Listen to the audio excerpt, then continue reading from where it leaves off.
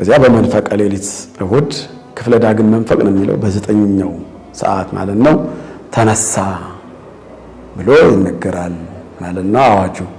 ክርስቶስ ተንሥአ እሙታን በዐቢይ ኃይለ ሥልጣን አሰሮ ለሰይጣን አግዓዞ ለአዳም ሰላም ይእዜሰ ይኩን ሰላም። ይሄ የትንሣኤ መዝሙር ወይም የትንሣኤ አዋጅ ይታወጃል ማለት ነው።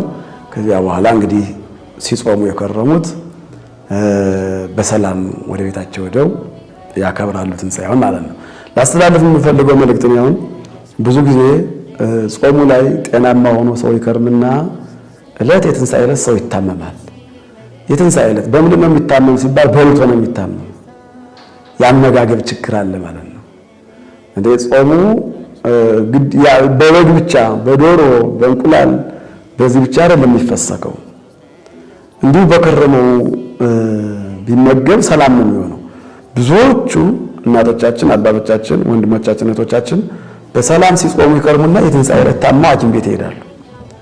እንደ የትንሣኤ ዕለት የፋሲካ ዕለት ጤነኛ እንደመሆን መታመም አይድረስ ነው። ደግሞ ያውም በልቶ መታመም። እንደ በአግባቡ መመገብ፣ ቀስ እያሉ መመገብ፣ በመጠኑ መመገብ። ዘበላ በአቅም ያድር በሰላም። በእኛም በቤተ ክርስቲያን ስለ ጾም እናስተምራለን እንጂ ስለ አመጋገብ አናስተምርም። ግን ስለ አመጋገብ መማር አለብን። እንደው ተደራሽ ከሆነ የምትሰሙት ከሆነ ይህንን መልእክት በአግባቡ በመጠኑ ሲነጋ ቀስ ብሎ መመገብ። ስጋ ያልበላ ያን ጊዜ አይኮነንም አልተባለም። ምንም ችግር የለውም። ኮነኔ ስጋውና ደሙን ብሉ ነው የተባለ እንጂ የበግ ስጋ ያልበላ ፋሲካን አላከበርም አልተባለም። ወይም እንቁላል ያልበላ ስጋ ያልበላ ያን ጊዜ ሲኦል ይወርዳል አልተባለም። ስጋውን ስጋ ክርስቶስን ደሞ ክርስቶስን ለመጣት ነው መጓጓት ያለብን እንጂ ጾመን እኛ ግን የምናዝነው በቃ ያለ ዙሮ ስለዋለ ያለ በግ ስለዋለ ምንም አይሰራም። በቃ እንደምን የጾም አመጋገብ ነው ጤናኛ የሚያደርገን። ስለዚህ ያን ጊዜ መታመም የለብንም፣ በሽታ ላይ መውደቅ የለብንም። ብንችል ንስሐ ገብተን ስጋውን በልተን ደሙ ጠጥተን በሰላም መኖር። ስጋው ጤን ያለባለዚያ ደግሞ ስጋው ጤንነታችን ለምን ይታወቃል?